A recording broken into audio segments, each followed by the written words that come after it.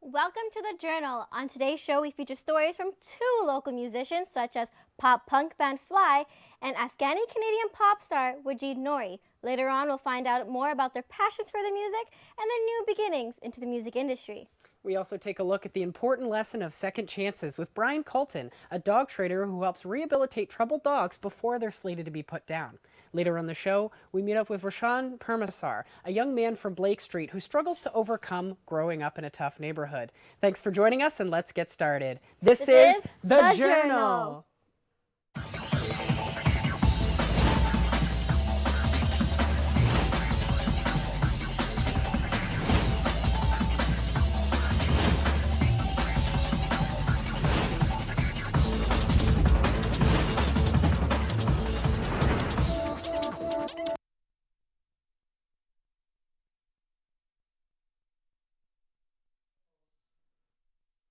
Welcome back to The Journal. This is a show produced by broadcasting students at Centennial College Story Arts Center in Toronto. Now, my name is Samantha Backus, and we hope you enjoy what we've put together for you. And I'm Ryan Weatherby. Thanks for joining us today. Had you had your cup of coffee yet today? If not, you better get to it. According to the Huffington Post, Toronto is Coffee Town. There's no doubt that coffee is Toronto's signature drink of choice for the morning, evening, or, anytime really. The reality is, no matter which street you walk down, there's always endless coffee shops you go to, and each one has its unique flavor. Take the Ronchtsville's neighborhood. At Dundas West and Ronchtsville Avenue as an example, we headed west with our crew to take a look at this part of Coffee Town.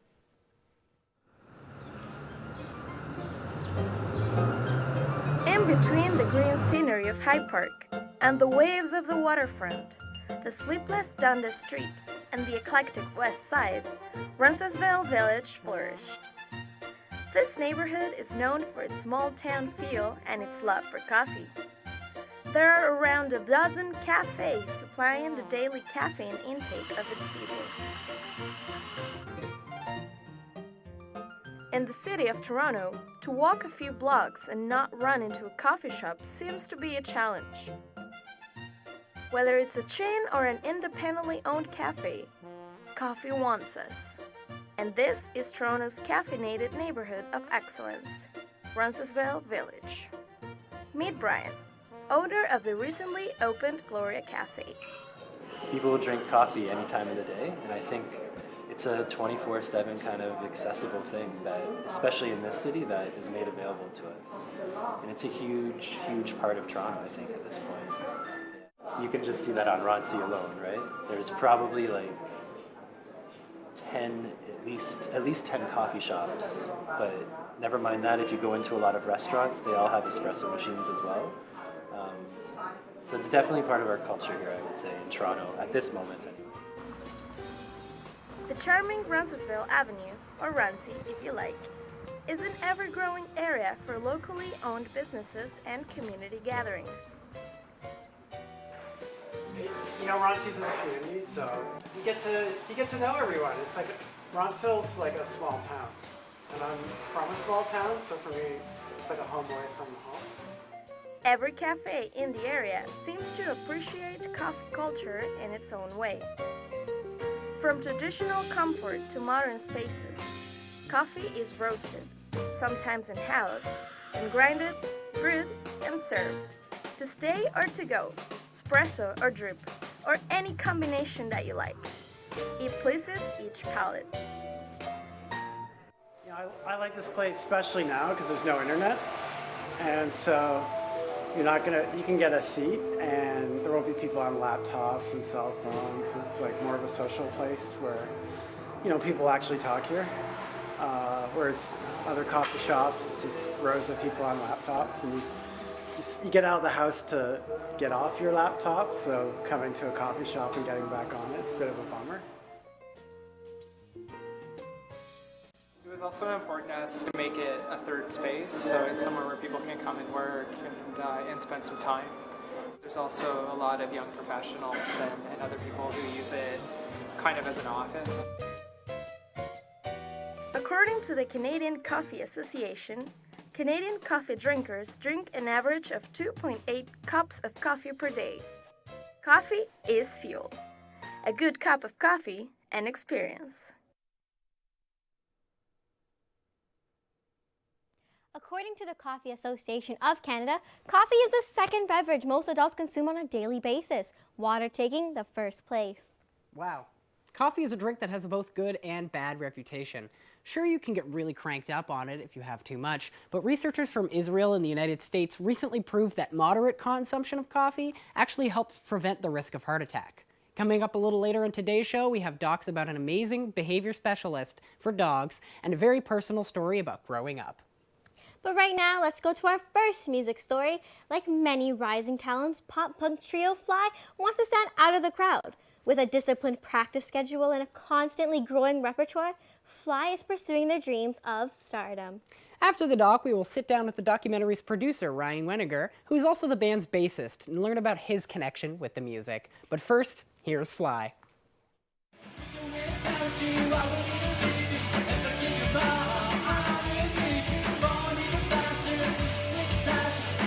The way the band Fly started roughly about a year ago. So I was talking to my buddy Ryan, and he was a bass player. He's like, I want to be in your band. So we started working on the parts together, and then we had to look for the last member, who was the drummer.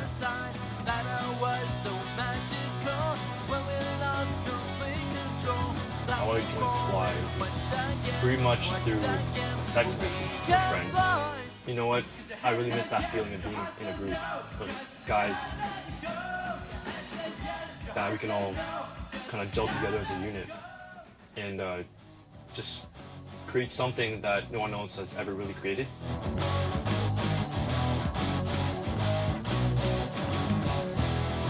My band Fly means the world to me. The reason why, because it consists of band members that are my best friends. And without them, this band would really never exist. I don't believe in being in a band where the other members are just in it for the fun or for the glory. I wanted to be with people that we could kind of act like a big family. And that's what my band Fly has. And without that, music and my band would mean nothing.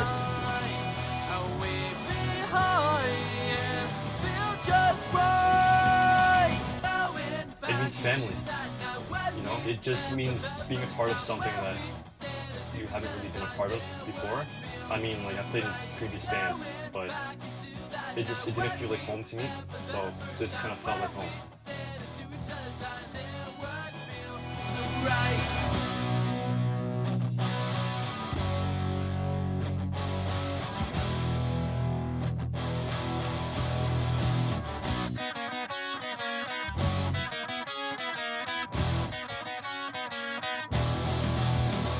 Really, at the end of the day, with or without success, I think I'd just be happy if this band actually just continued being a band together, because I don't really think I could see myself going anywhere else in life. It's nothing to do with the band, it's the members that matter.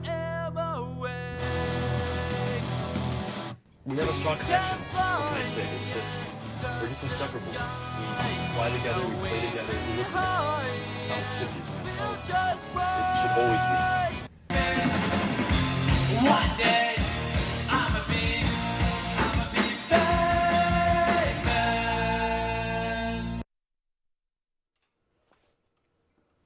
Welcome back. Today we have joining us Ryan Wegenast, producer of the documentary Fly on the Wall, as well as the band's bassist. Thanks for joining us, Ryan. Thanks for having me, Ryan. No problem. How are we doing today? Not too bad. How are you doing? Great to hear. I'm great, thank you. Now, what made you want to tell your band's story? I wanted to give everyone just a glimpse inside of Fly. Have that fly on the wall atmosphere, just let everyone in and show us what we really are all about. Very nice. And would you say that's kind of a fly on the wall view of things?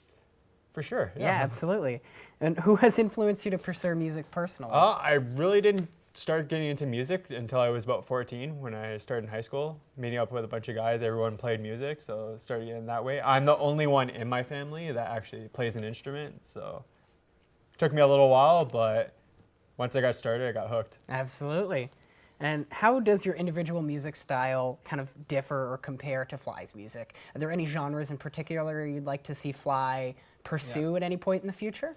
Fly has tried out a couple of different things. We tried some riff rocky kind of bluesy stuff, which is what I'm basically into most of all. But I'm pretty much into pop. What I love about Fly being a pop band is that just that turn pop. As long as you have melodies and a catchy chorus, you can pretty much get away with anything. So just big influences of mine are the Beatles and a lot of the Motown stuff. So adding those pop elements all together makes Fly really fun. Absolutely. Well, that's why it's called popular music, isn't it? And what do you think your strengths are as a band in Fly? The biggest strengths of Fly is everyone has a defined role. They know exactly what their place is and what they're doing. Everybody brings their own elements into the band with their own musical taste and everything like that. They bring it all together, forming this this new kind of energy that regular pop punk bands usually don't have. A lot of bands are like nowadays are more like cover bands if they all listen to the same stuff, so we try to differentiate away from that. Alrighty, well, thank you very much for joining us today. It's been a pleasure. Thanks for having me, Ryan. No problem. Fly is an amazing band, so give them your support by following their Facebook page at Forever Living Young. Also keep watching the show to catch Afghani-Canadian pop artist Wajid Nori's live performance coming up. But right now, here's a thought. Does your environment dictate who you are? Is who you are bigger than where you come from? Up next, we have the story of a young guy from Blake Street pursuing his passion for film and working to find success in the industry against all odds. Take a look.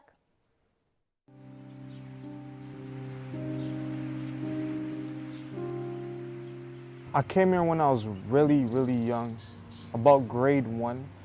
And before that, before I came here, me and my family moved around a lot.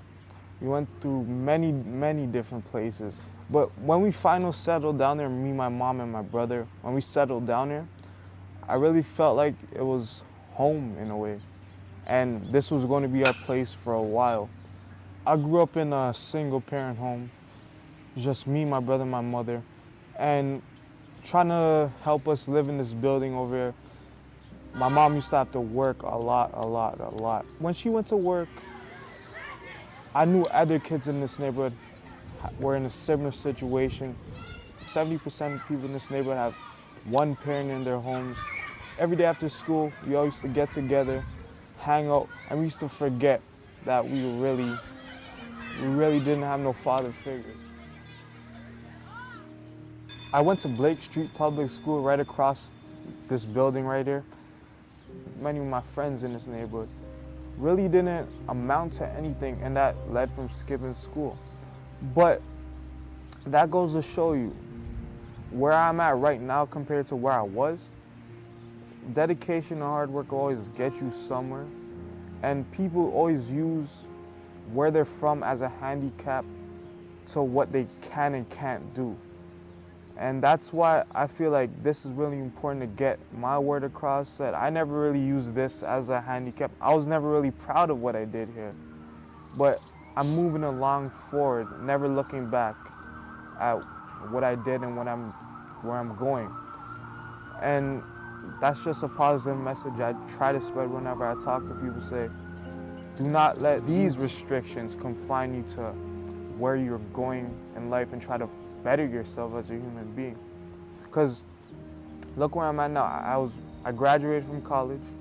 I'm in Centennial doing broadcasting and film, pursuing my passion. And I know many people, many of my brothers down here could do the same. Because they're still young. As long as you're young, you got passion, dedication, hard work will get you somewhere.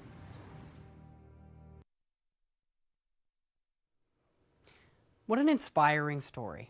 You can always go beyond your environment and reach success, and always aim higher. Remember, you make your own fate. You sure do. Toronto has been struggling with a high percentage of low-income households. According to statistics in Canada, in 2013, 29% of children in Toronto were from families with incomes below the standards, and these rates have been rather consistent since 2007. We hope everyone can follow Roshan's example and overcome their current situation. We now move on to our next segment. But remember, later on in the show, we have Wajid Nori performing live in the studio. Don't miss out on his performance. For now, we'll follow a dog trainer that specializes in correcting behavioral issues for dogs in danger of being euthanized. Here's his rehab for dogs.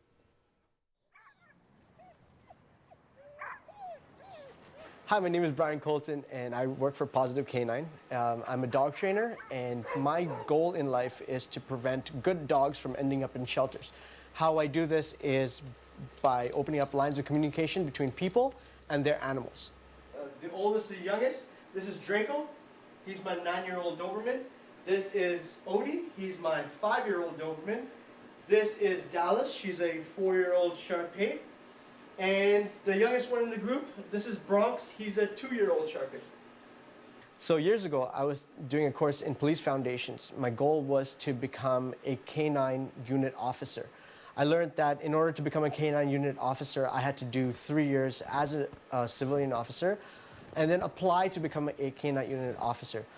My teacher recognized that I had no passion in becoming a police officer because my goal was to work with dogs. Recognizing this in me put me onto a co-op program where I worked one-on-one with a person that was training police dogs. His name was Chris Rolox. He showed me the ropes, taught me how to train dogs, and go from there. A dog is always ready to help and has it innately in them to work with humans. Nowadays we see things like seeing eye dogs, for example, when they're working one-on-one with humans. Dogs are pack animals. Just so the dogs understand the hierarchy of their pack, I like to release them according to their rank. So I bring the alpha out first. Draco, come. Then second in the line, Odie, come. And then the little girl, Dallas, come. And lastly, Bronx. Okay, Bronx. Using dog psychology, what I do is behavior modification. So say there was a dog before, it would greet you at the door, barking, snarling, attacking you. This would be foreseen to a person as undesired behavior. So I'd like to take that behavior and change it to something that the human can work with. For example, this is my little guy, Odie. Odie came to me not too long ago, and he was a red zone dog, where he was actually quite violent, and he was very comfortable with biting dogs and biting people. Odie now lives with 3 other dogs, and he's reformed, where using dog psychology, we were able to modify his undesired behaviors into something we see today, where he's very relaxed and he's balanced.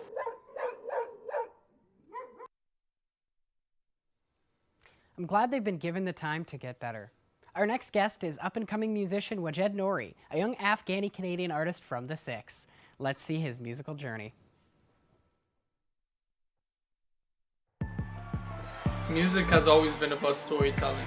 Music is also important to me because it's a way of connecting with the audience through my inner emotions, thoughts, and feelings.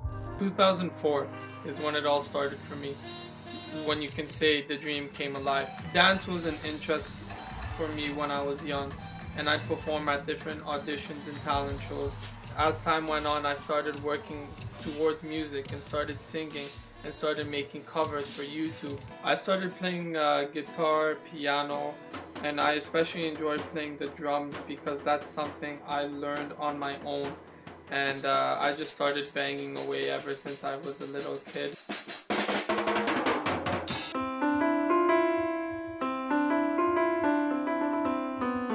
I collaborate with Wajid Nori on multiple music projects with multiple genres of music. We write songs together. I produce him. I plan on producing Wajid. Last year I released a music video and single entitled You Are Mine. I got good feedback and also got some negativity as well. I'm outspoken, therefore negativity is something I expect in this field. I'm doing many shows at the moment, and I'm also very busy with working on my first album and releasing my second single coming out, which is called Get It Started.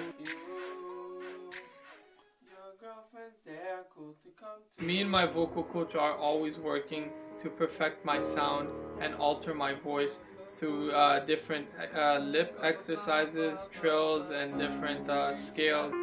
Ready? 1, 2, 3, 4. Perfect, let's record that. He's a bright kid with a bright future ahead of him, and he's really progressing as a musician. The more and more into this and the further we go, the better he gets. The future, it's up to fate. In this industry, it's all about being different. That was so cool. But now performing live for us, we welcome Wajid Nori.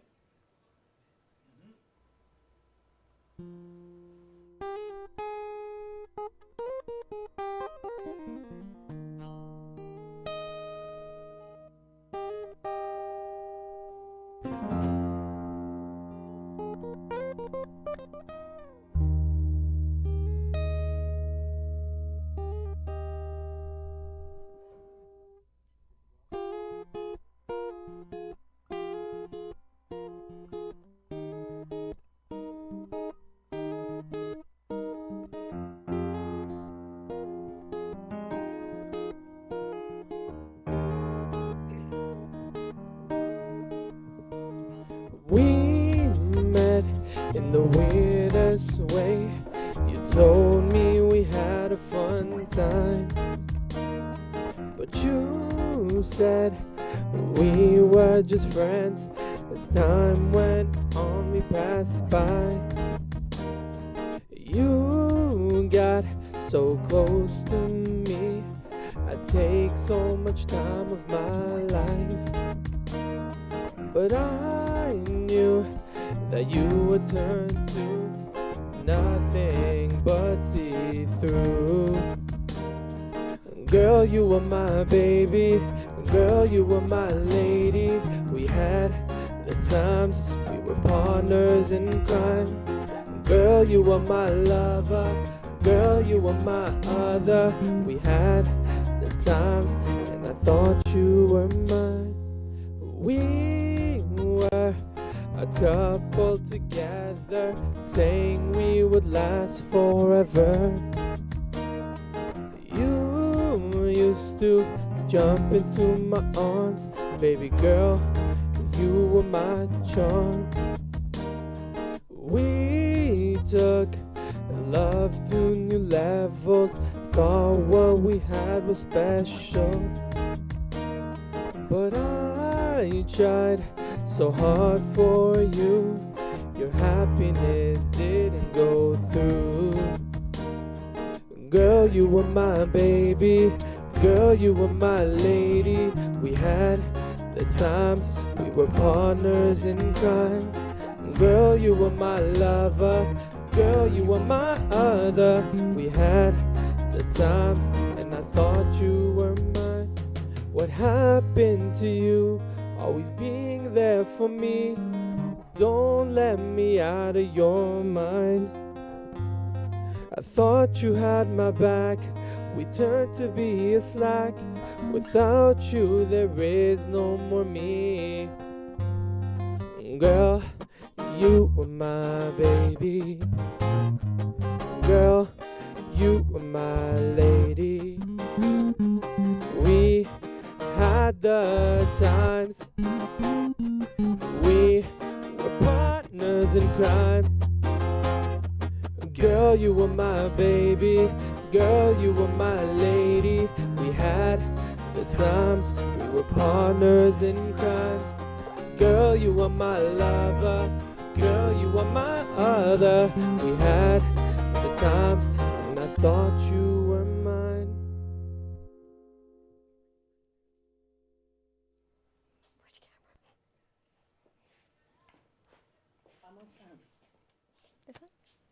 Thank you so much, Richard, for your performance. And a big thanks to our audience for watching the show to the very end. We hope you have enjoyed what we have put together for you today.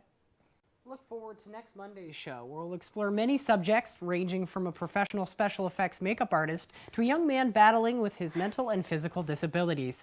Make sure to catch the journal then. For more, you can also find other versions of the show on Tuesday and Friday evenings. This has been Ryan Weatherby and Samantha Backus from the Story Arts Center. We say goodbye and to see you later.